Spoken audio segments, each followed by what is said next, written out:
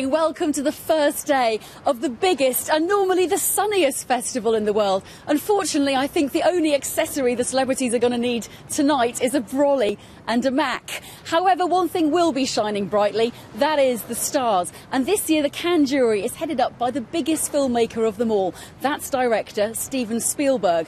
Now, behind me is one of the most famous and glamorous seafronts in all the world, believe it or not.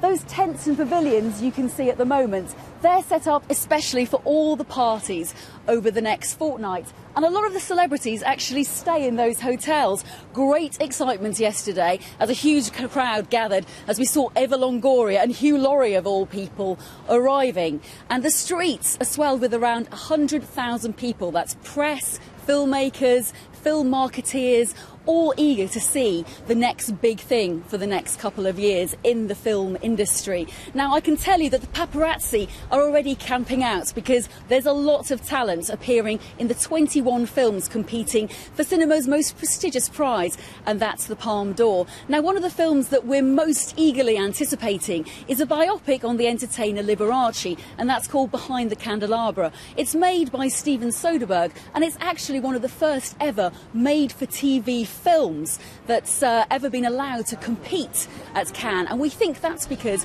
Soderbergh, a very prolific 50-year-old director, has recently announced his retirement from filmmaking. So the stars Matt Damon and Michael Douglas, they'll be flying in for the world premiere.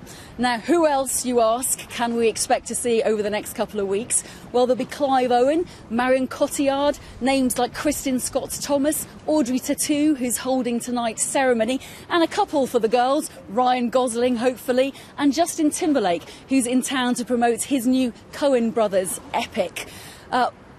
One of the biggest films, of course, is going to be The Great Gatsby, which is opening tonight. And there's going to be a huge opening night party that Beyoncé and Jay-Z are rumoured to be flying in for. The entire pavilion should be transformed into 1920s New York, which, of course, is the setting for the novel. No amount of fire could challenge the fairy tale he had stored up in his heart. Will you still love me when I